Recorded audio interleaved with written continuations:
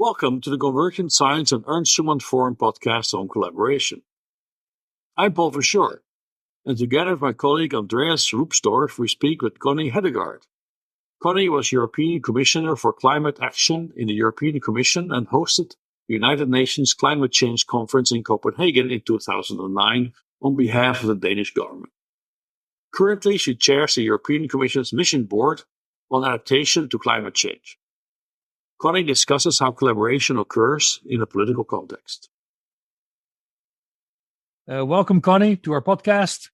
Thank you very much. Great that you could join us. But now, before we really delve into the topic of collaboration, it would be extremely helpful where you could give us a bit of a sketch of your personal trajectory that brought you to where you are today in your professional life. I became a minister of the environment back in 2004 in Denmark. And there, I guess it was on day 4 that there was this guy in the ministry looking me into the eyes and said, by the way, what do you intend to do with the climate? And that was quite a question to have after 4 days in the office.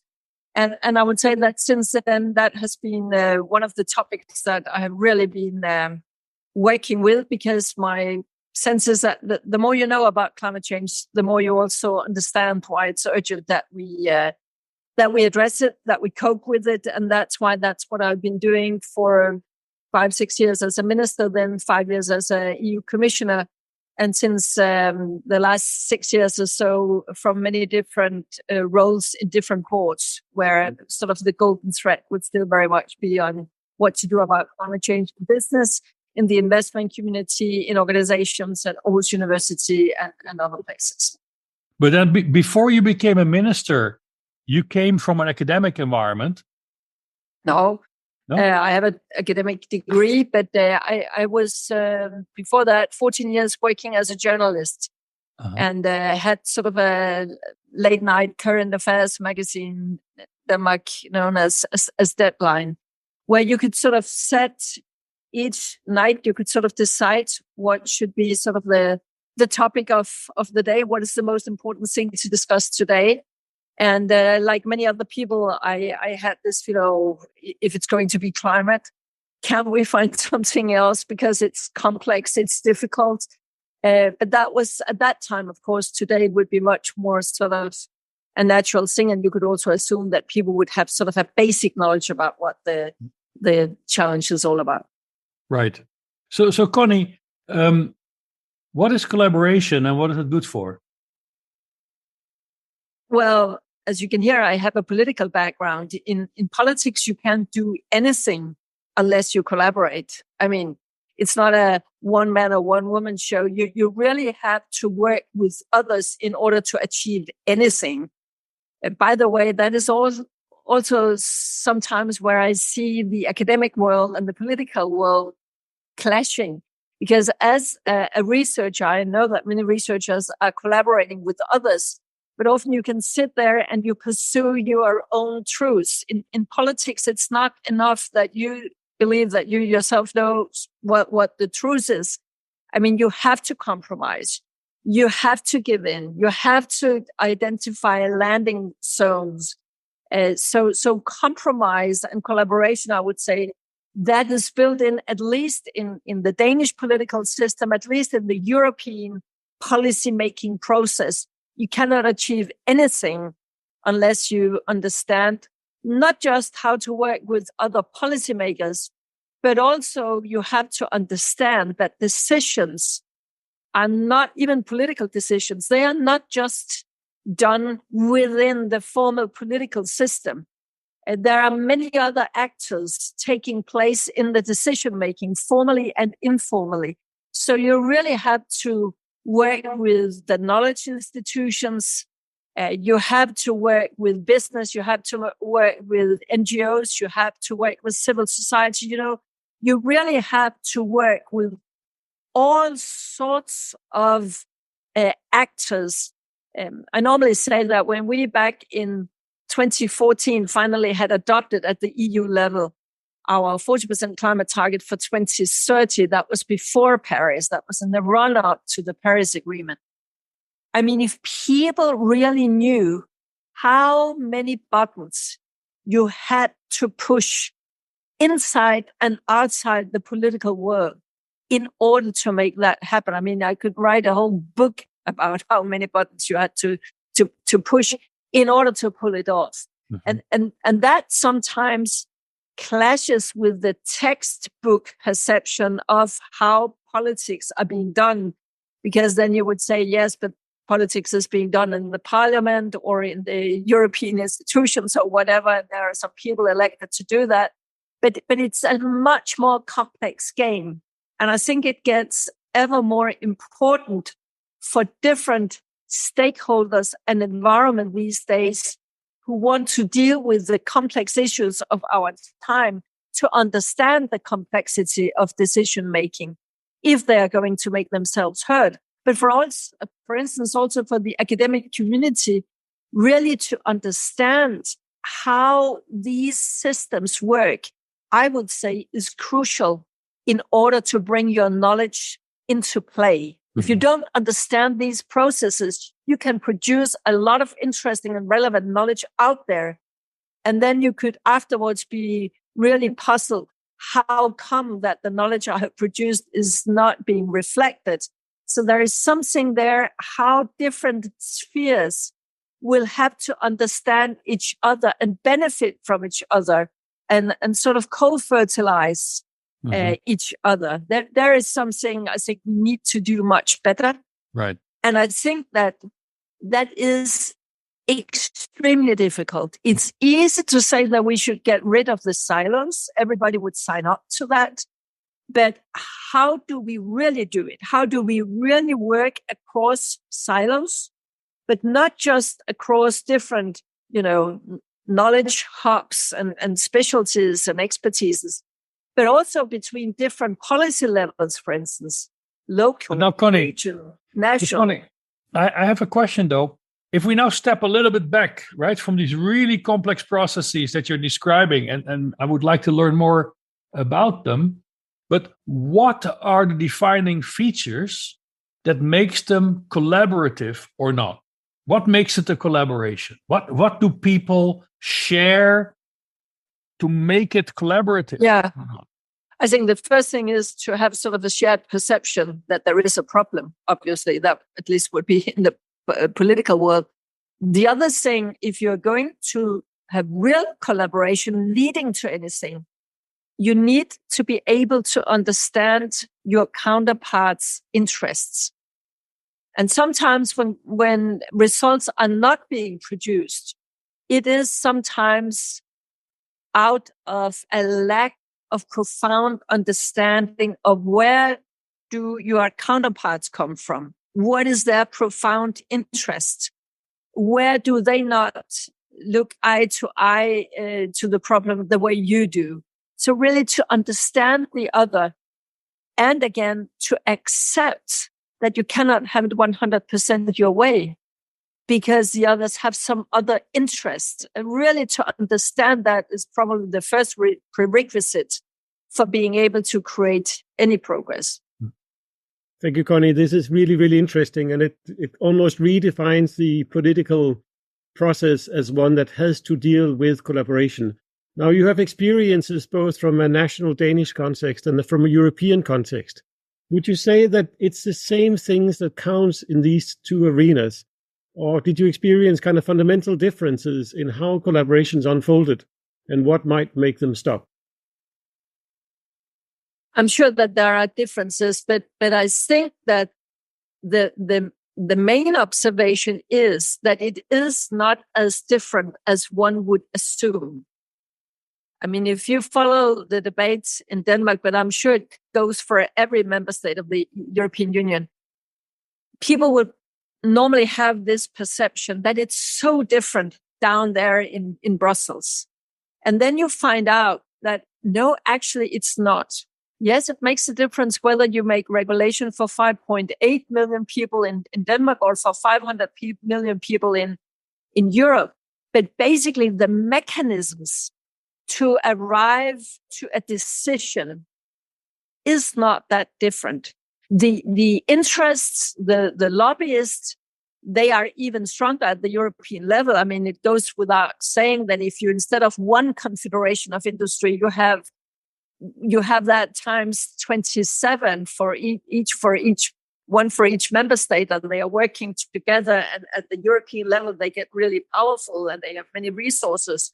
So the sizes and the proportion and the dimension can be different, but basically the tools to make policy, they would be more or less the same. And maybe also, to the surprise of some, it does not necessarily take longer time from you have an idea you want to carry through in a national context, respectively in a European context. It does not necessarily take longer time to get big pieces of legislation through at the European level.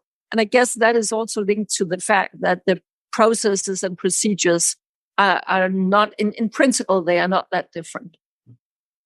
Now, you mentioned that almost after the fifth day as a minister for the environment, it became clear to you that something needed to be done about the climate, right? And in a sense, since then, you haven't really looked back, that has been a main focus for what you did.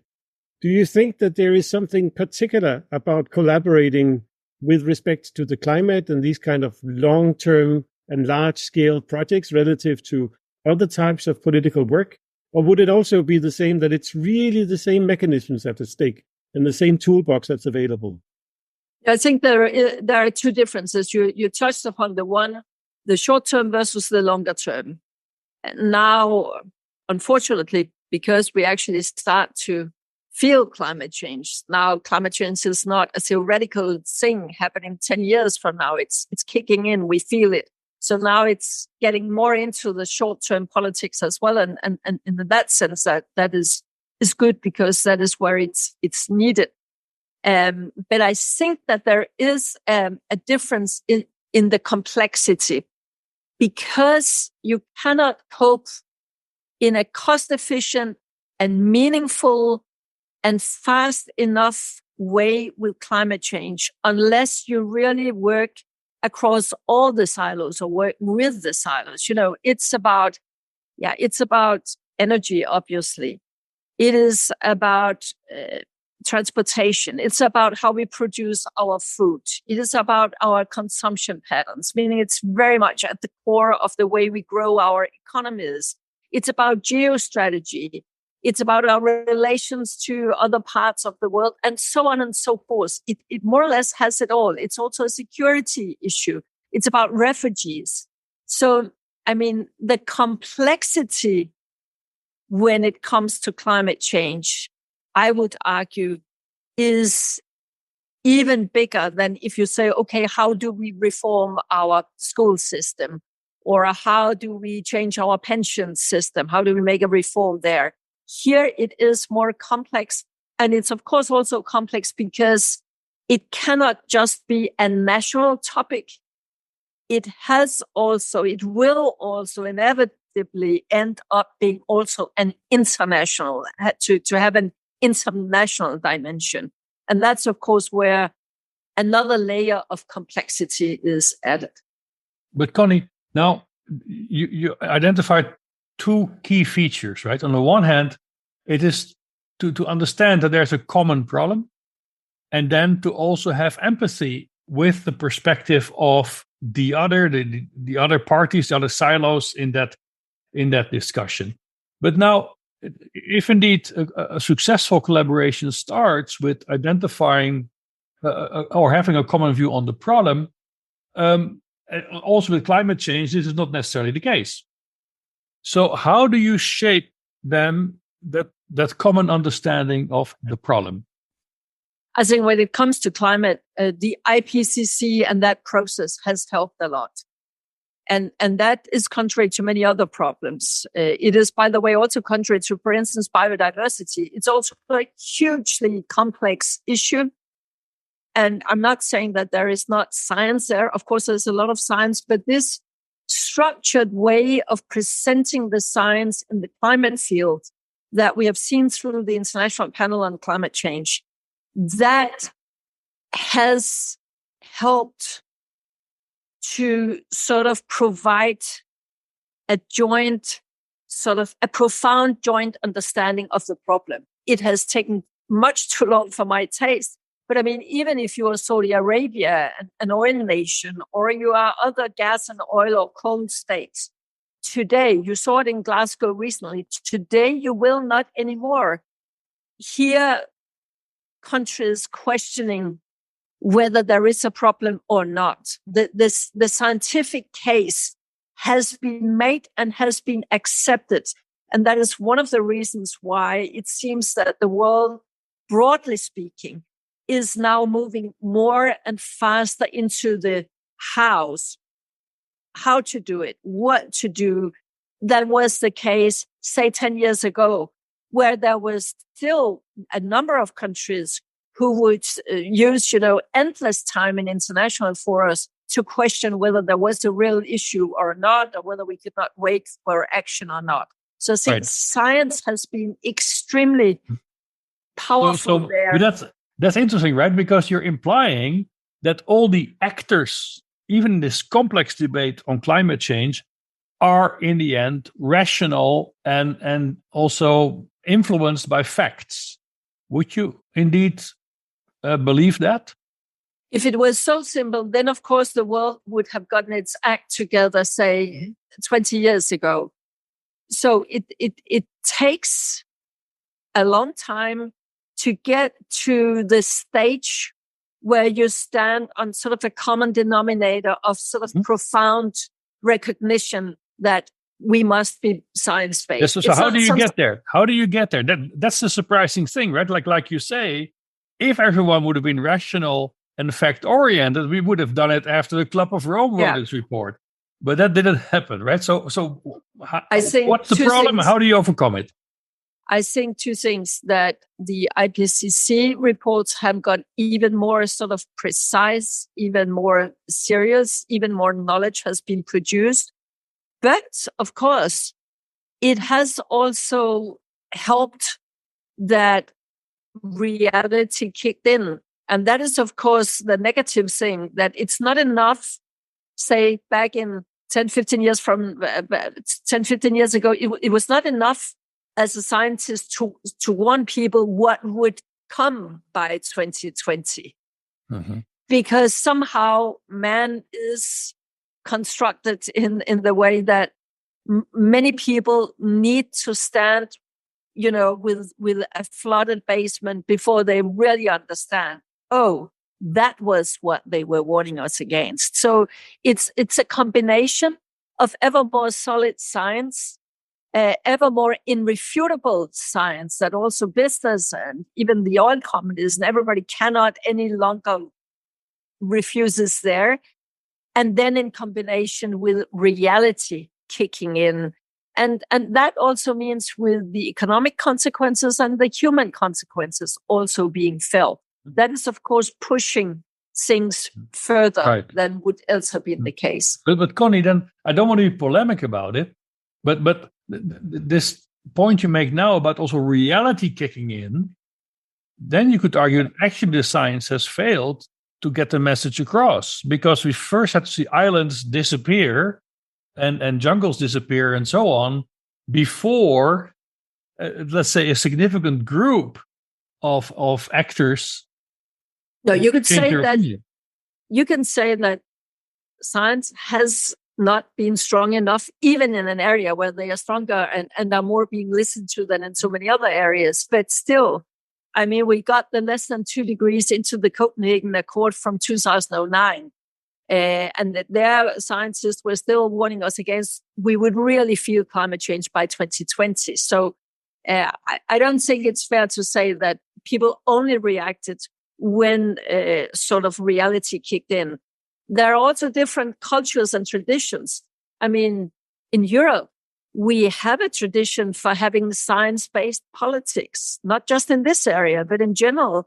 So there would be an inclination to listen much more to warnings coming from science. I mean, all things being equal, that would have a stronger weight in the political debate in Europe, for instance, that compared to in some other areas.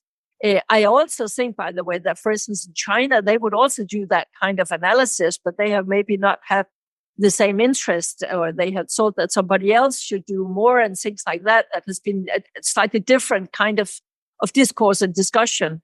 But I think there are systems where it is natural to be science-based, and then there are political systems where that does not count as much. Andreas. Yep. So thank you, Connie. Now, next, I would like to try to invite you into your machine room. So, now we have been talking about general features of collaboration and situations where it might be more pertinent and needed. But you're also someone who has an enormous expertise in actually getting these things to work. And would it make sense to talk of a certain toolbox that you have available once you enter into a room and, you need to come out with people being able to collaborate in ways that they couldn't do before? What's in your toolbox when you're facing a situation like this? Well, yeah, first, I think trust is absolutely a key tool. You must have sort of built up, it can be personally often, but could also be through sort of an institutional thing. We could maybe come back to that. But you have to have a certain level of trust, that there's not too much suspicion there. You know that your counterpart means what he or she says or is serious about this, and they know the same about you. So trust is really important. To be prepared, that was the thing I mentioned about understanding where your counterpart is coming from. What is their core interest? What is the debate in their country? I mean, it's easy to sit and tell India now, you should do this or that. But you also have to understand that, yes, but they still have 300 million people without access to electricity, just to take one example. So what is on top of your Indian counterpart? That is, how on earth will I get electricity to the 300 million citizens who haven't got it yet? I mean, to understand that. And then I think to know what you want, but also to have reflected on what you can live with.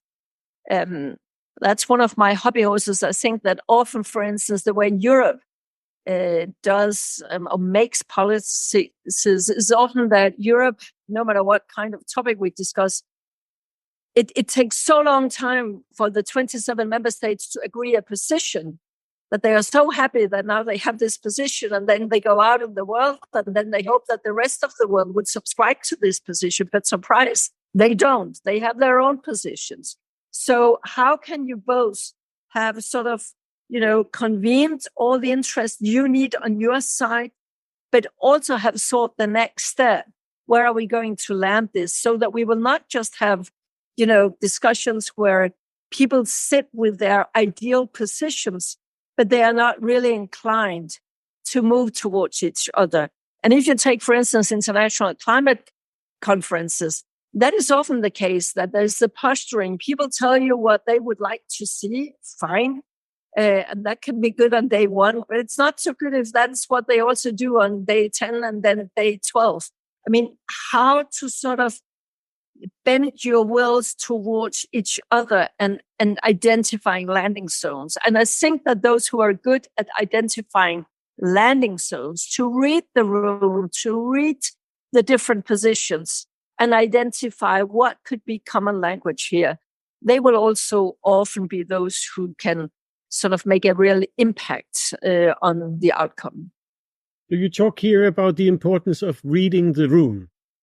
Is there something about the physical co-presence that matters in these situations? There has been a lot of discussions about whether Brexit would have panned out in the same way if people had been able to actually meet up rather than meeting on Zoom. There's at least some ideas that there is something about being co-located in space that might be important in order to really do kind of the last leaps and jumps, both in shared understandings and also in coming up with decisions. What's your experience of this? Well, I'm not sure Brexit is a good example there, because I think there were 4 years of Brexit talks before we had the lockdown due to COVID, and even during COVID, there was so many face-to-face meetings. But in general, I would say Zoom meetings can do a lot, and it is useful for really, really many things. But you cannot read the room. You cannot read the faces. I can see you now. I can see sort of the surface of you, but I do not see the small, the small glimpses in the eyes, the small, oh, this and that. Okay. If you're 3 in a room, in a Zoom room, it works. If you're 7, maybe it works. If you are 10, it's not possible. You cannot read what's really going on. So I would say where there are real disagreement, it is really, really difficult to chop over these disagreements in a virtual meeting. There are so many things virtual meetings can do. Exchange of information. You can get an impression of a different person bilaterally. You can have small groups working together. But if it's really tough negotiations, there I would argue that the limitations are, because a lot of unsaid things, a lot of body language is needed in order not just to sort of, I can zoom in on one and I can see his or her face, but I cannot read the room. So I cannot identify landing zones that can work for the room as such in a Zoom meeting. I would say that is often difficult. And the more disagreement there is, the less workable the Zoom tool will be. So do you have any particular things or routines you do in order to prepare yourself to enter into such a physical contested space, right? Because as you say, it's about being mentally prepared. It's about paying attention to the others. It's also about having a particular co-presence that allows for other people to see yourself or to read yourself there. Have you identified anything you do in order to be as constructive and effective as possible once you enter into that concrete space? I think that to really listen, I mean, not just hear what they say, but really listen. That is important to somehow show that you are willing to compromise. It depends on the situation. Sometimes you may go into a tough negotiation. You have to show that you're not willing to compromise, but really to being in a listening mood and to really understand what is not being said. That is probably one of the most important tools you have when you go into a negotiation room. And how do you indicate to others that you have listened? Because in a sense, if the other person can't see the listening going on, then in a sense it doesn't work. Or if you can't see that the other person is listening, then it may not be. Are we talking about a physical or a virtual meeting now? Ideally in a physical meeting, but it counts for a virtual meeting as well. If the point is that trust is important, but actually realizing that the other is listening, or vice versa, that the other realizes that you are listening, if that's a defining feature, how does that get communicated? How does it come about? Well, I would say that in the political field, you can normally see when people are deviating from their written scripts. Normally if you're a minister or a commissioner, you will not go into a room without, having some kind of written preparation. But when you have a counterpart, if I sat there with the Chinese minister, I mean, you're in no doubt whether do we really listen? Are we getting into now where it is interesting? Are we getting into the core, or are we hiding behind, strange language, or really not wanting to go into the core? You can read that. But when we talk about international negotiations, then it, of course, also requires that you, in your preparations or in your experience, that you also have some understanding of what kind of culture the person sitting in front of you come from. I mean, is it a Japanese? It would be one thing. Is it a Chinese? It's another thing. Is it another European? It's a third thing. What kind of sort of, how frank can you be? How polite or not polite can you be? The person should not lose face. It's important to know all these cultural codes, or if you don't know them, then at least be very much aware that you don't know them, if you understand what I mean. So, but Connie, if now we talk about negotiation, and if in some sense you could say, well, a negotiation is at the periphery of a collaboration, because it is, if you want, a feeler to create a collaborative process with that opponent, right? So how does that movement then happen? How do you approach that?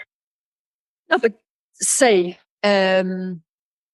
you want to do some legislation for car standards, and the cars associations, almost as a definition, they will be against that. They will say it's too much. It will cost us too dearly. It is technologically impossible. You will have all the arguments there. They, of course, know that when they say it's technologically impossible, they would know that, for instance, if it was when I was a commissioner, they would know that the commission services would have a rather clear picture of what is feasible and what is not feasible. But it's a play, it's a game. But of course, both parties know that it is in their mutual interest at a certain point, when the respective positions have been made very clear.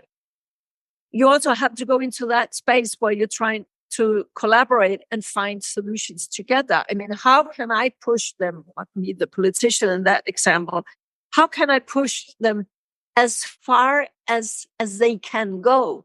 I cannot push them further than they have a mandate for, or further than they really believe they can go without losing the competition to people from outside Europe or whatever. So how can I sort of push them to the maximum? And they will, of course, do the opposite. But from a certain point, both parties will know that it is in our mutual interest to work together on this, because they would fear that else some crazy politicians will just come up with something in a late nightly hour that they have no influence on, which they would not like. And on the other hand, seen from our perspective, if we don't bring them in, we would just have a hell, and they can mobilize, lots of workers and politicians in their regions that get nervous and all that. So I think that in such an example, both will go to sort of the utmost of what they can do. And such a negotiation can take a long time, and it's not necessarily solved in 1 or 2 meetings. But at least I would say in the European tradition, there is also sort of this, nobody always get it 100% their way. It's in the part of our democratic tradition that we know that I have to give you some, but you also have to give me some. And it's sometimes very much unsaid, but felt. When in this collaboration, is it my turn to sort of give you something? I mean, it's not something you can write down, but it is just being felt in the room, at least as long as we come from the same democratic tradition. Then there would be sort of a sense of what is a fair way of working together on this. Where is the fair deal? But then, in your view, are these the structures in the European Commission geared towards building these kinds of collaborative engagements in terms of the protocols, how they're structured, how they're organized, the communication? No, I think it goes for many of our political institutions. That, for instance, climate, which is the area I know best, the way our organizations, our institutions, our procedures work are often much too slow.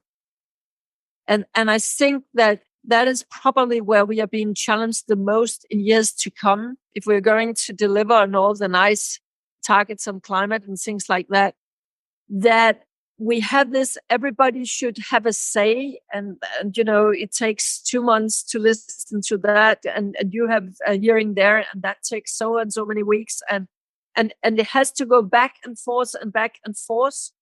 And somehow our systems, our administrations are not really equipped with the mandates, often not equipped with the mandates to go across and to act across the silos. Each have their own silo-created mandate, if you will. Here we need people to work together across silos in an expedient and effective manner. But do they have the mandate for that? And if they don't, we spend a lot of time getting files from here up there in the silo down there, and then it can be sent over in the next silo up and down, and then the next up and down. And there it starts to be felt that we cannot move as fast as and as urgent as the targets that we have set that we want to achieve. But then, Connie, requires. But you indicate something really important now, right? Because this might suggest that in order to support this notion of consensus and trust, you pay a price, and that price is time. Would you see it like that, or do you see it differently? No, I agree. A very good example is if you take permitting, it could be for solar or for wind or whatever. We hear everybody, and it takes forever. You could take in Germany, I think the average time to get a permitting through is maybe 7 years or something like that. So it's very democratic. It's very inclusive. Everybody can have a say. But in the end, we lose time. And by losing time, we also risk losing competitiveness, and we risk losing some of the jobs that those people that we want to sort of include in all this are dependent on. So we have a real dilemma here, particularly when we compare to other systems. Take the Chinese system. If they have decided that they want to, their 5-year plan, they say, we want to be world leaders in this and that and this and that technology. And they throw money into the field, some resources, scientists, whatever, into the field. And they do not have to have all these democratic procedures. So how in Europe, for instance, where we want to stick to our democratic procedures, where we want decisions to have legitimacy, how can we take decisions a bit more efficient so they are a bit more fit for purpose, and yet still keep the core value of listening to people, having all the elements on the table before we take a decision. Right. And there I think we have a huge dilemma and a huge democratic challenge in front of us. Right. Andreas? Yeah. So you have been mentioning a few times the need to work across silos and the difficulty in, so to say, making sure that each silo doesn't follow their own logic, but that they come to commit to a larger perspective. Could you maybe reflecting back on a few successes you have had where you succeeded in making things work across silos? What did it take to do that? Were there any kind of tricks that made it possible? Were there any insights that made it possible to transcend these silo thinkings?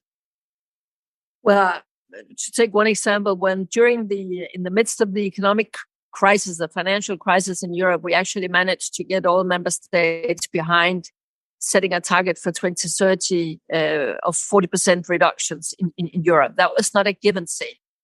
How could we do that at a time where there was a banking crisis, a financial crisis, 26 million unemployed people in Europe, and so on and so forth? There was a lot of other things on decision makers' mind. And I think that maybe it's sad to say, but it is not enough just to come with the science, the scientific case for climate, for instance. You also have to be able to prove the economic case and the job case. And these things have to go hand in hand, because if you don't, if you cannot do that, you cannot convince those with the other portfolios. But if you really can put all this together, you can also work with those who maybe from the outset thought, why should I bother with that? But then suddenly they can see, oh, there are co-benefits. Oh, there are jobs. Oh, this makes economic sense. Oh, this will make our innovation scale up. You have to identify many elements in order to overcome some of the silo reluctancy, if you want. And I think that was, for instance, what we did there. But we had to have also the economic case ready, meaning that climate people or environment people who would maybe normally be in their own silo, they would also have to have much more economic insight and economic expertise also in-house, or they will not succeed in convincing those from the other silos.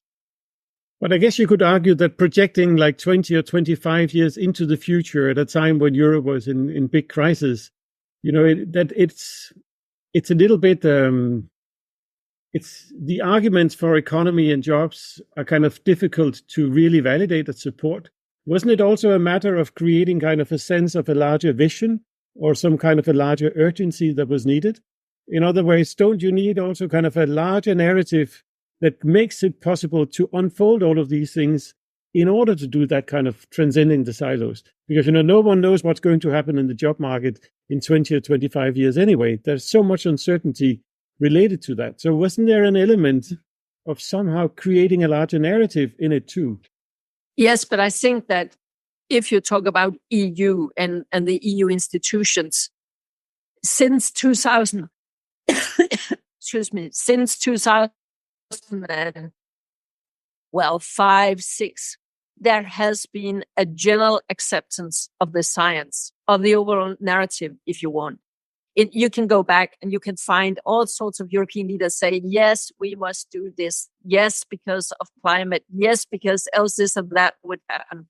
Already in 2010, we had our 2050 roadmap. We had the pricing of carbon and emissions trading scheme from back in 2006 and 2007 being, entering into force. So I think that is just something that the urgency was there, the narrative was there. But what I'm saying is that when you then are in the midst of, at that time, an economic crisis, or now a COVID crisis and a pandemic, then it is that you need also to prove that if you are serious about that agenda that we all agree upon is needed and important, then you must also be able to prove not only where you want to go, but also how you can get there without harming the jobs situation as we go. So I think it's more the other way around, because the basic fight to have people in Europe or political leaders in Europe accepting that there is an overall climate change challenge that we need to address, I think that battle was won some time ago. Of course, now what happened when, for instance, Ursula von der Leyen was going to become the new president of the EU Commission, she could not get through that process to land her that job until she had pledged to make climate the part of the key narrative for Europe. So that is a good thing and a strong thing, and that is what they have to deliver on now. And in these kind of larger narratives, do you think that hope or fear were the more important in shaping it? Because again, projecting into the future, it can both be the fear of what might happen otherwise, or the hope that, if we do this right, we are going to also have a competitive advantage relative to others. Does it make sense to separate these factors out? Well, I basically think you need both. Of course, if you just tell people that it's about gloom and doom, then there is a part of the population and the citizens you will not, get to open their ears to this kind of messages. So it's extremely important that there is also a positive narrative, that there are solutions, that they can see themselves in these solutions, and that the solutions are not just theoretical, but it's tangible, something you can see, something that you want to be part of. Having said that, though, I also do think that it is also needed that people understand the urgency. I mean, that's here the time factor is so crucial. And you can only get that message across if now and then you also remind people of some of the not so nice facts that people also have to relate to. So I think it's a combination. But if you only had the gloom and doom, I think that a portion of the populations would say, okay, then let's party while we still can. So I think it's extremely important to have both. And that is why right now I think that one of the most important things in this collaborative effort that should bring us to where we need to bring to go is that business industries come forward showing their solutions, showing that it's, wow, that's smart. Oh, can we really do that? Oh, if we couple to digital solutions, how smart this could be, or this, whatever it is, thing or tool or product. That's smart. I want to be part of this. I mean, the electric car is a very, very good example. When people once have had an electric car, they do not want to go back to a noisy diesel car. So to have the solutions out there, to show it, I think that is absolutely key to move not the 20% front runners, but to carry the rest. So, Connie, what you indicated earlier is also this trade-off between expediency, time, and maintaining consensus and trust. But in some sense, also, if we now take the climate crisis as our example, or we could also look at COVID-19, actually, European society is running and accelerating towards some really serious obstacles. So in a more negative perspective on that, what is our plan B for the collaboration if this very slow process of maintaining trust and consensus is just not getting us there? What's plan B? Yeah, and that is always a problem, because as soon as you start to talk about plan B in politics, then you will never, ever have fulfillment of plan A. But I think that one place to start is, and you mentioned yourself, the pandemic, to take some of the courage that many political leaders showed during the pandemic and presenting in clear language to people, what is the danger? What are we faced with here? What are the solutions?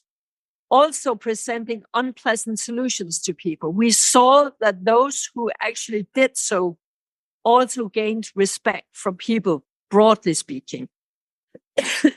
So I think that, to be straightforward, one of the things that I'm really scared of is when policymakers right now are too busy trying to tell people that we can make the biggest transformation maybe ever in the history of mankind without anybody feeling anything, or without it costing anybody anything. I think that people look through that. I think a much more straightforward conversation. Sorry. A much more straightforward conversation, presenting also some of the tough choices here, but to really show political leadership there, to get the knowledge out there. People understand. People don't believe those policymakers who tell them that, oh, you don't have to change anything. So it is not trustworthy anyhow, but to be really frank. And then I think that talking about collaboration, that as much as we have now been discussing and including big business in this conversation, I think it's high time to find deliberative ways to include interested citizens in this conversation, to have much more deliberative democracy, not asking people, what do you want to do with climate? How would people have meaningful answers to that? But for instance, should it be more expensive to fly or not? Should it be cheaper to take the train than to fly? Things like that. Difficult political choices, but real choices. Have established ways to include interested citizens in that kind of deliberations. I think that would make it much easier 5 to 10 years down the road. Now you're mute. You're muted, Paul. Yeah, sorry. Sorry, but Connie, what you're declaring is also a view going back to the Enlightenment, right? If we give people the knowledge, then they will also do something with that. So what you're speaking to are sort of the intrinsic properties now of the actors in the collaboration. And also earlier you mentioned the role of empathy and trust. So in your perspective, when you walk in the room, for instance, we think back in any situation you've been in around climate or other topics, do you feel that then indeed the sense or almost the drive for collaboration is a given, like an intrinsic feature of us as humans? Or is that something that you also have to cajole and create and enforce sometimes? Well, it's an intrinsic feature in the human being. I think scientists would have to tell us about that. But I think that in enlightened societies, I think that straightforward presentation of the facts and try to include people who want to in the conversation, I think that leads to better results. That when you think you can just do it at the top and then hope that people will follow. I think also with social media and the digital options we have, we should pay more attention to better ways of including people in the conversation. And my impression normally is that if you really are frank with people and you get the knowledge out there, people are not idiots. Then they also understand why you do what you do or why you decide what you decide.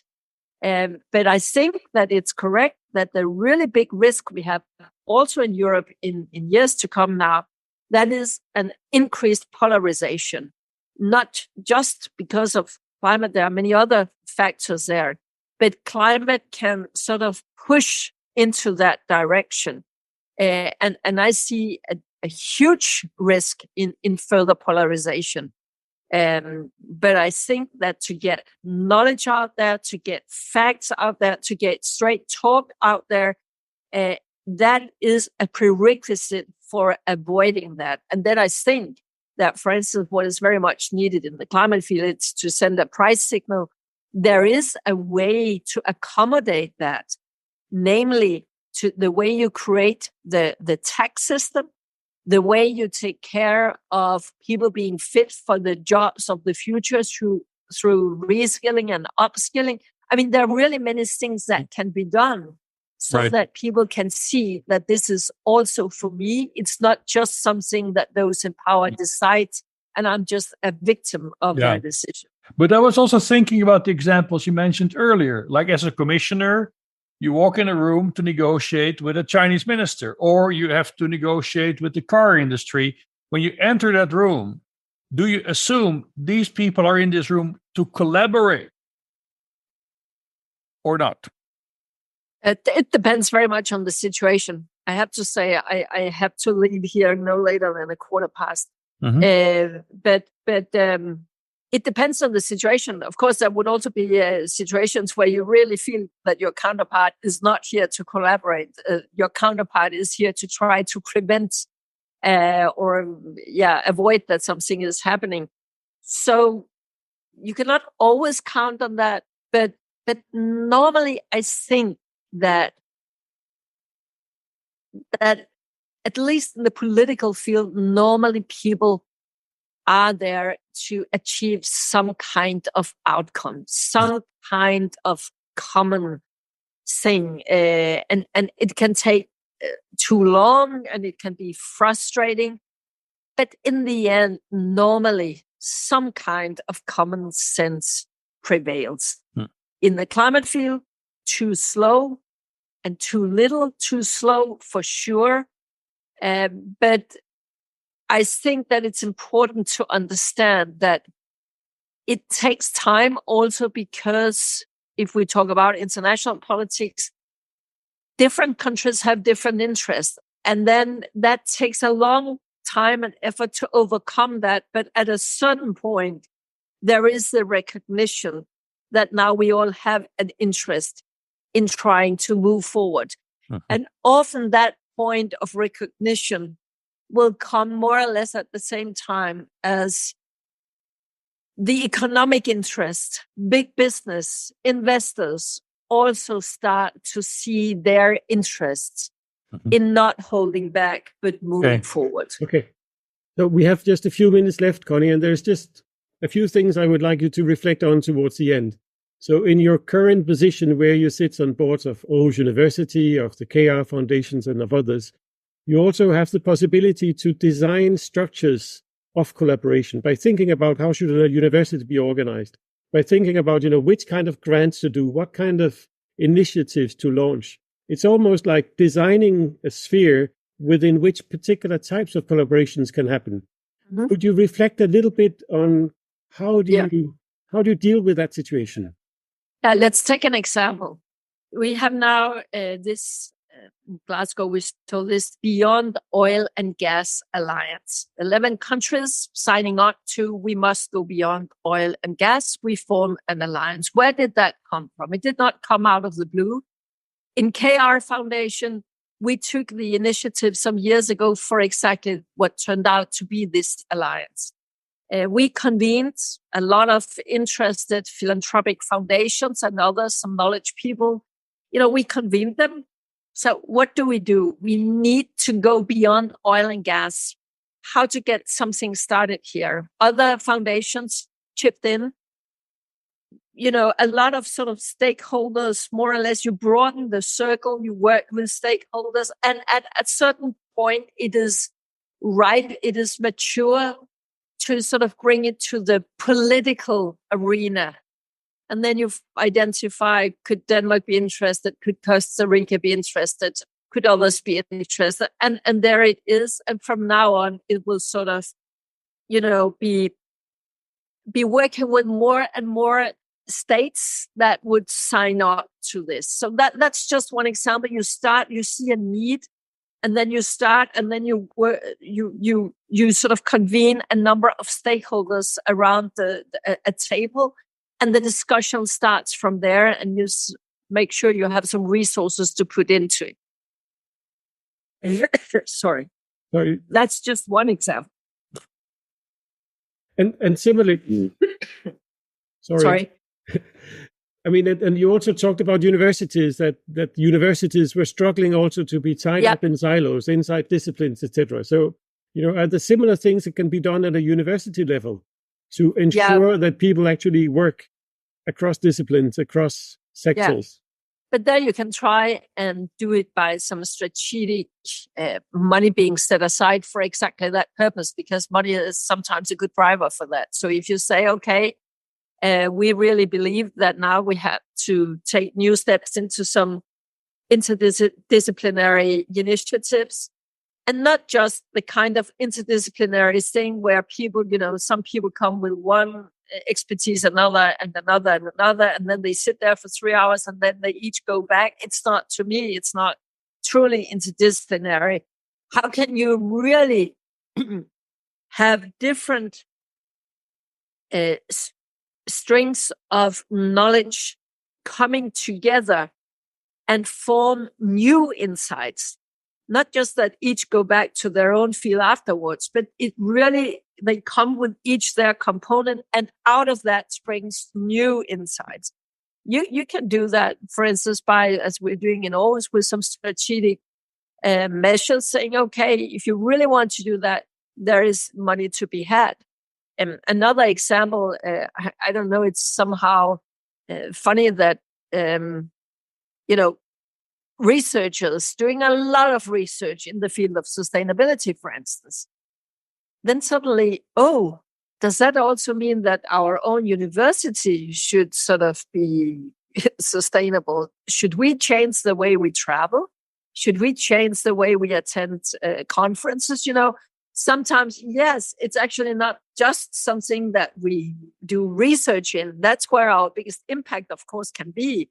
But we also have a responsibility for being a workspace for thousands of people every day.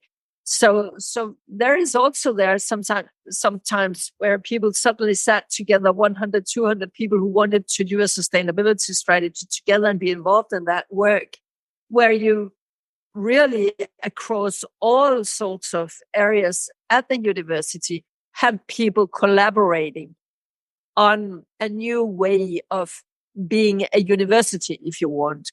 New diets, new ways of handling things in the canteen, new ways of handling the energy consumption, or the computers being bought, or the travel patterns, as I mentioned, or organizing conferences. Suddenly, it also comes to your place, and you have to work together in order to change things rather fast, because else it's embarrassing.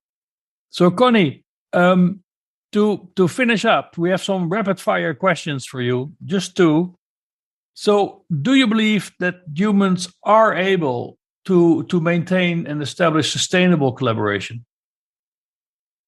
Yes, I think we are able, but I think it requires structures that are supportive for that, and we need to organize ourselves in a way that invites for exactly that.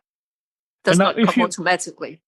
If you could change one thing in humans by magic, what's the one thing you would change to make that happen?